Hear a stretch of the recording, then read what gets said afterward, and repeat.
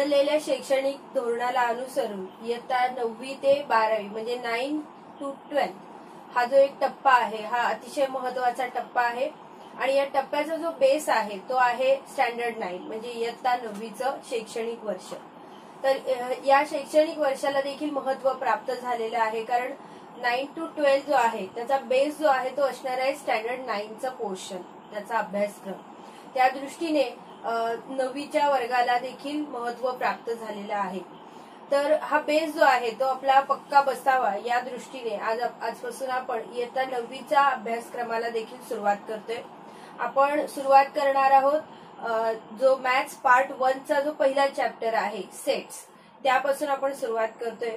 तर या चॅप्टर मध्ये सुरुवातीला जे इंट्रोडक्शन आहे कारण हा पूर्णतः नवीन भाग आहे, याच्यापूर्वी आपण कधीही सेटशी रिलेटेड कुठलाही पार्ट अभ्यासलेला नाहीये मागच्या कुठल्याही स्टँडर्ड मध्ये। तर त्या दृष्टीने हा जो पूर्णपणे नवीन भाग आहे याचे इंट्रोडक्शन आपण पहिल्यांदा घेणार आहोत। म्हणजे सेट्स म्हणजे नेमकं काय आहे हे पहिल्यांदा आपण जाणून घेऊया आणि मग आपण त्याचे प्रॅक्टिस सेट जे आहेत ते सॉल्व्ह करणार आहोत। तर सुरुवातीला बघा तुमच्या पुस्तकामध्ये मॅथ्स पार्ट 1चं जे पुस्तक आहे या पुस्तकामध्ये तुम्हाला काही चित्र दिलेली आहेत। तर त्या चित्रांच्या खाली जे लिहिलेलं आहे ते या ठिकाणी आपण घेतलंय बघा की bouquet of flowers, bunch of keys, flock of birds, pile of notebooks, collection of numbers. तर या ठिकाणी आपण बघा बुके ऑफ फ्लॉवर्स म्हणजे ज्यामध्ये वेगवेगळ्या टाईपची जी फ्लॉवर्स आहेत ती एकत्र केलेली असतात म्हणजे this is a collection of flowers, different types of flowers. Bunch of keys म्हणजे एक गुच्छा असतो बघा चाव्यांचा, तर त्याला आपण बंच ऑफ कीज असं म्हणतो ज्यामध्ये वेगवेगळ्या कीज जोडलेल्या असतात, एकत्र केलेल्या असतात। त्यानंतर फ्लॉक ऑफ बर्ड्स म्हणजे पक्ष्यांचा थवा, पक्षी एकत्रितपणे ज्यावेळेला उडतात त्यावेळेला आपण त्याला म्हणतो पक्ष्यांचा थवा। त्यानंतर पाइल ऑफ नोटबुक्स म्हणजे वह्या ज्या आहेत त्या वह्यांचा गठ्ठा आपण म्हणतो, तर तो गठ्ठा ज्यामध्ये वेगवेगळ्या वह्या आहेत। त्यानंतर कलेक्शन ऑफ नंबर्स म्हणजे वेगवेगळे नंबर्स असतील तर ते एकत्र करून त्याचा जो ग्रुप तयार होतो त्याला म्हणायचं कलेक्शन ऑफ नंबर्स। आता याला आपण सेट म्हणणार आहोत। तर सेट म्हणजे नेमकं काय हे यावरून देखील क्लिअर होत नाही, त्यासाठी आपण खूप सोपी अशी 2 एक्झाम्पल्स घेऊया। तर आता तुम्ही स्वतः मनामध्ये विचार करा की आपला सगळ्यात फेवरेट टीचर कोण आहेत, म्हणजे आपले प्रिय शिक्षक किंवा आपले आवडते शिक्षक कोण आहेत तुम्ही विचार केलाच असेल। तर आपला आवडता शिक्षक जो आहे तो प्रत्येक student to student, person to person change होणार आहे। एखादा टीचर जो आहे ते खूप छान शिकवतात म्हणून ते मुलांचे फेवरेट असतात, किंवा एखादे टीचर जे आहेत ते खूप प्रेमळ असतील, खूप प्रेमाने मुलांशी वागत असतील, फ्रेंडली असतील म्हणून ते आवडत असतात। एखादे टीचर जे आहे त्यांचा ड्रेसिंग सेन्स असेल किंवा त्यांचा वक्तशीरपणा असेल, सिन्सिअरिटी ही आवडत असेल तर त्या वेगळ्या कारणांसाठी देखील ते मुलांचे प्रिय असतात। काही शिक्षक मारत नाहीत त्यामुळे ते लाडके असतात आणि काही शिक्षक खेळायला सोडतात म्हणून ते, किंवा पीटीचे शिक्षक असतात ते आपल्याला खूप आवडतात। म्हणजे जर आपल्याकडे प्रश्न आला की favourite teacher, which is your favourite teacher, तर पर्सन टू पर्सन हे जे नाव आहे टीचरचं हे चेंज होणार आहे। It is change from student to student, प्रत्येक विद्यार्थ्यानुसार हे नाव चेंज होत राहणार आहे। म्हणजे असा एकच टीचर आपल्याला सांगता येणार नाहीत जे फेवरेट आहेत, जे चांगले आहेत असं सांगता येत नाही। त्यानंतर आपण असा विचार केला की brilliant student, brilliant in the sense आता कुठल्या पद्धतीने ब्रिलियंट म्हणायचा, जो फक्त अभ्यास करून परीक्षेमध्ये खूप छान मार्क्स मिळतो, 98%, 99% मार्क्स मिळवतात, त्यांना ब्रिलियंट म्हणायचं। की 10वी नापास असून सुद्धा एखाद्या कंपनीचा एखादा ओनर असतो, मालक असतो, त्याला तुम्ही तो नंतर ओनर होतो, मग अशा स्टुडंटला तुम्ही ब्रिलियंट म्हणणार नाहीत का? तर वेगवेगळ्या फील्डमध्ये, वेगवेगळ्या कौशल्यांमध्ये म्हणा स्टुडंट जे आहेत ते ब्रिलियंट असतात। मग या दृष्टीने क्लासमधला एकच स्टुडंट तुम्ही ब्रिलियंट म्हणू शकत नाही, कारण एखादा स्टुडंट जो आहे तो फक्त अभ्यासामध्ये ब्रिलियंट असेल, किंवा एखादा स्टुडंट जो आहे तो ड्रॉइंग मध्ये असेल, किंवा एखादा उत्तम प्लेयर असेल. अशा वेगवेगळ्या फील्डमध्ये ब्रिलियंट असणारे स्टुडंट्स आपल्या क्लासमध्ये असतात. त्यामुळे ज्या वेळेला आपण ब्रिलियंट स्टुडंट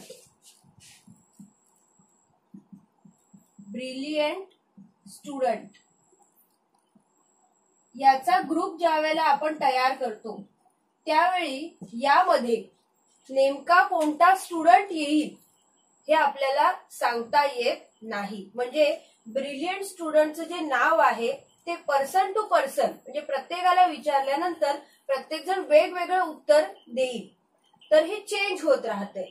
मग बघा या ठिकाणी बुके ऑफ फ्लॉवर्स म्हटलं की आपल्याला माहितीये की फ्लॉवर्स आहेत त्याचा ग्रुप असणार, त्याला बुके म्हणतोय आपण.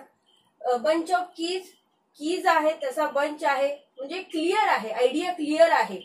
या कीजच्या सेटमध्ये कीचेन नसेल, बरोबर आहे. आपण काय म्हटलंय, बंच ऑफ कीज म्हणजे कीज असणार आहे, त्याच्यामध्ये एखादं किचन जोडलेलं असणार नाहीये, म्हणजे क्लिअर आयडिया आहे. मात्र या ठिकाणी आपण जे सेट घेतलेले आहेत, फेवरेट टीचर असेल किंवा ब्रिलियंट स्टुडंट असेल, तर इथे आयडिया क्लिअर होत नाही की नेमके फेवरेट टीचर कुणाचे फेवरेट घ्यायचे, कारण ते पर्सन टू पर्सन चेंज होत आहेत. आणि इथे सुद्धा ब्रिलियंट स्टुडंट जो आहे तो नेमका कोण घ्यायचा, नेमके कोणते स्टुडंट घ्यायचे, ही आयडिया इथे क्लिअर होत नाही. मग एक लक्षात घ्या की कुणाला सेट म्हणायचं, कुठल्या ग्रुपला सेट म्हणायचं, कुठल्या ग्रुपला सेट म्हणायचं नाही. तर ज्या ठिकाणी आपली आयडिया क्लिअर आहे, पर्सन टू पर्सन चेंज होत नाही एलिमेंट्स, ते सेट असतात. आणि ज्यामध्ये आपल्या पर्सन टू पर्सन त्यातले एलिमेंट जे आहेत, घटक जे आहेत ते चेंज होत राहतात, त्यांना आपण सेट म्हणू शकत नाही. त्या अर्थाने these are examples of set and these are not sets. ठीक आहे. आता आपण वेगवेगळ्या जे सेट आहेत, म्हणजे जे स्टँडर्ड सेट आहेत नंबर्सचे, त्याचे आपण एक्झाम्पल बघणार आहोत. So students, here are some set of numbers. तर बघा या ठिकाणी आपण काही सेट्स घेतलेले आहेत. First is natural numbers. Natural numbers म्हणजे काउंटिंग नंबर्स, म्हणजे जे आपण मोजण्यासाठी नंबर्स यूज करतो त्यांना नॅचरल नंबर्स असं म्हणतात. So this set is represented by capital letter N. Natural number, N stands for natural numbers. आता काउंटिंग साठी आपण जे नंबर्स यूज करतो ते आहेत 1, 2, 3, 4 अँड सो ऑन, इन्फिनिटी. म्हणजे हे असंख्य नंबर्स आहेत. There are infinite natural numbers. तर हे आहेत नॅचरल नंबर्स. आणि नेहमी लक्षात ठेवा की सेट ज्या वेळेला आपण रिप्रेझेंट करतो त्यावेळेला it is always represented in a curly bracket, म्हणजे याला महिरपी कंस असं म्हणतात. या महिरपी कंसामध्ये नेहमी नॅचरल नंबर्स जे आहेत ते प्रेझेंट केले जातात. त्यानंतर next set of number is whole numbers. ज्यावेळी आपण या सेटमध्ये म्हणजे नॅचरल नंबर्सच्या सेटमध्ये 0 ऍड करतो, फक्त 0 ऍड केलाय आपण, आणि बाकी जो नॅचरल नंबरचा सेट आहे it is as it is up to infinity, त्यावेळी या सेटला म्हणायचं होल नंबर्स. म्हणजे बघा नॅचरल नंबर्स आणि होल नंबर्स याच्यामध्ये डिफरन्स फक्त 0चा आहे. And it is denoted or represented by capital letter W. W stands for whole numbers. Next set of number is integers. Integers set is represented by capital letter I. आता यामध्ये काय addition आहे बघा, तर यामध्ये आहेत होल नंबर्स. सर्व hole numbers यामध्ये आहेत अप टू इन्फिनिटी. आणि यामध्ये जो ऍडिशन भाग आहे that is negative numbers, -1, -2, -3 and so on up to infinity. म्हणजे या बाजूला सुद्धा नंबर आहेत आणि इकडे मागे सुद्धा नंबर आहेत. तर अशा पद्धतीने जो सेट तयार झालेला आहे it is called as set of integers. means it contains 0 natural numbers and negative numbers, positive numbers and negative numbers. It forms set of integers and it is represented by capital letter I. I stands for integers. Now rational numbers. आता rational numbers they are represented by capital letter Q. आता ह्या Q चा आणि R चा काही तसा संबंध नाहीये, कारण आपण रॅशनलचं स्पेलिंग आर ने स्टार्ट करतो आणि आपण त्याला डिनोट करतोय क्यू ने, कारण R is reserve for real numbers. R जो आहे तो आपण रिअल नंबर्स साठी ठेवलेला आहे. आता रॅशनल नंबर्स काय आहेत, तर असे नंबर्स असतात बघा which are represented in the form of numerator and denominator.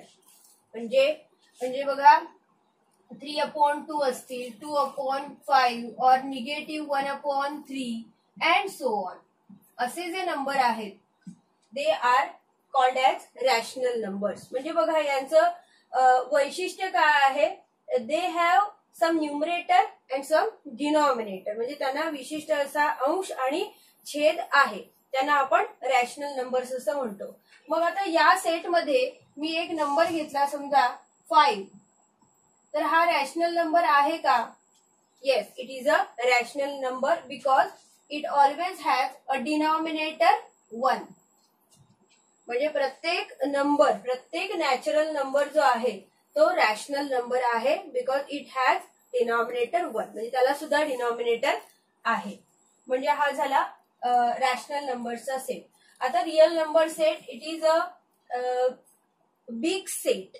म्हणजे यामध्ये हे सर्व सेट्स यामध्ये इन्क्लूड होतात. Set of natural numbers, set of whole numbers, integers and rational numbers. All sets are included in this set which is called as real number set. तर हे आहेत काही स्टँडर्ड सेट. या व्यतिरिक्त प्राईम नंबर्सचा set आहे, even numbers आहेत, odd numbers आहेत.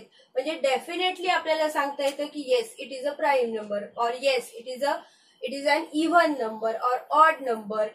असं ज्या वेळेला डेफिनेटली सांगता येतं तर या सर्व कलेक्शन्सना आपण सेट म्हणणार आहोत. तुम्ही सर्वांनी हे जे सेट आहेत हे आपापल्या नोटबुक्स मध्ये नोट डाऊन करून ठेवा आणि ते लक्षात ठेवा सर्व सेट.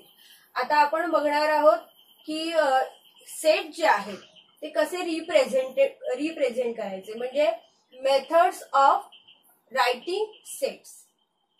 आता बघा मेथड्स ऑफ रायटिंग सेट्स म्हणजे सेट्स लिहिण्याची विशिष्ट अशी पद्धत आहे, मेथड आहे. तर ही मेथड काय आहे बघूया आपण. 2 टाईपने आपण सेट जे आहे ते रिप्रेझेंट करू शकतो, लिहू शकतो. तर त्यापैकी पहिली जी मेथड आहे इट इज लिस्टिंग मेथड. आता लिस्टिंग म्हणजे यादी. आपण लिस्ट करतो एखाद्या गोष्टीची. समजा आपल्याला बाजारामध्ये जायचंय तर कोणकोणत्या वस्तू आणायच्या त्याची आपण जशी लिस्ट करतो तशी त्यालाच म्हणायचं लिस्टिंग मेथड. तशी ती अरेंजमेंट करणे यालाच लिस्टिंग मेथड म्हणतात. आणि त्यालाच दुसरं नाव आहे रोस्टर फॉर्म. या दोनपैकी कोणतंही नाव तुमच्या एक्झाम मध्ये यूज केलं जाऊ शकतं. त्यामुळे listing method is same as roster form, हे लक्षात ठेवा. त्यानंतर दुसरी जी मेथड आहे which is use for writing sets is rule method or set builder form.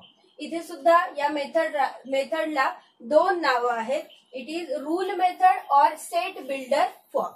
आता या मेथड काय आहेत ते तुम्हाला मी एका एक्झाम्पलच्या मदतीने समजावून सांगते. समजा आपल्याकडे आहे एक सेट ए. सेटला नेहमी नाव देताना capital letters A to Z पैकी तुम्ही कुठलंही लेटर यूज करू शकता. सेट ए आहे आणि मगाशी मी तुम्हाला सांगितलं set is represented, always represented in a curly bracket. म्हणजे एक ए सेट आहे.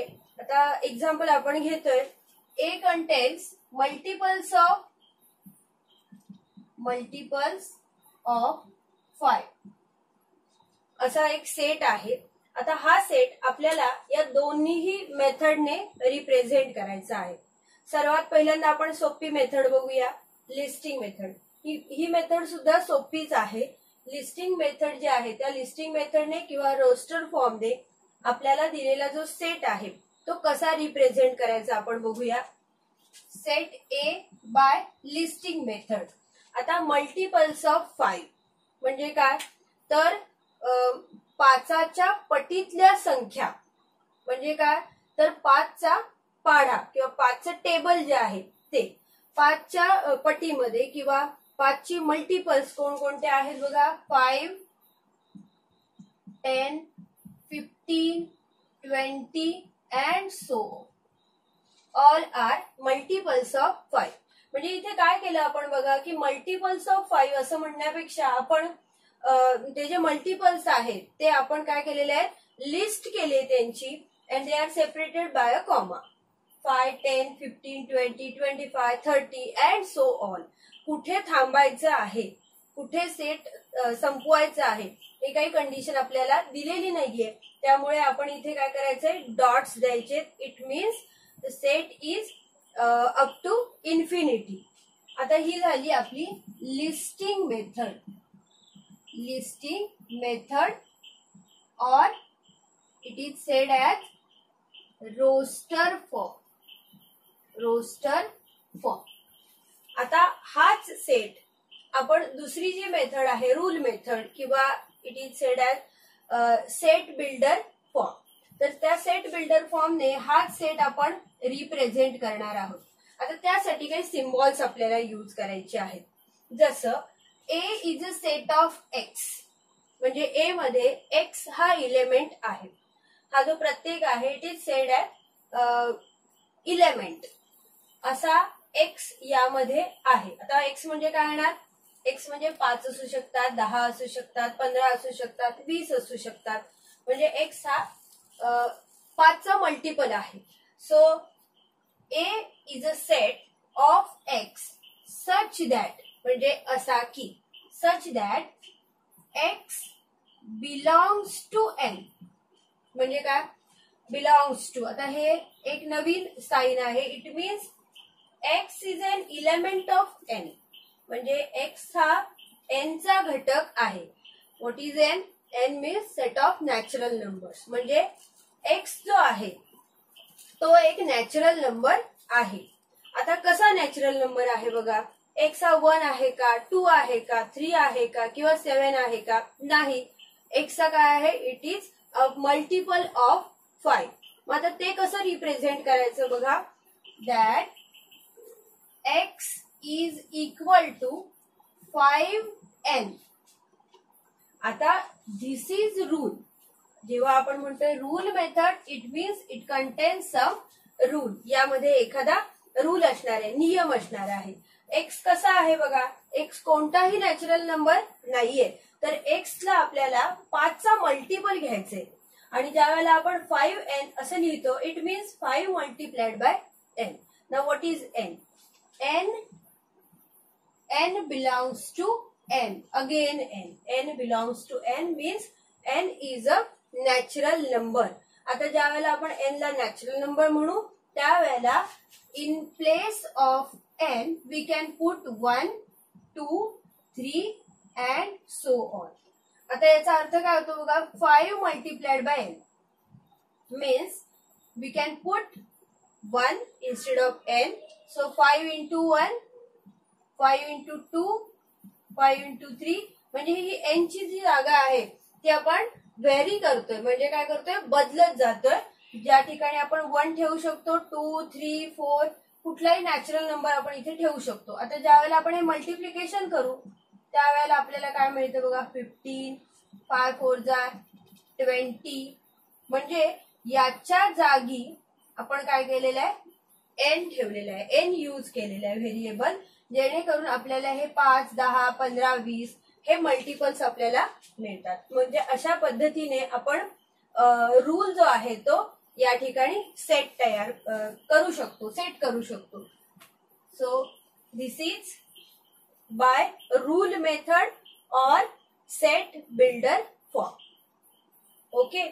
आता वेगवेगळ्या एक्झाम्पल मध्ये वेगवेगळ्या कंडिशन आपल्याला द्याव्या लागणार आहेत.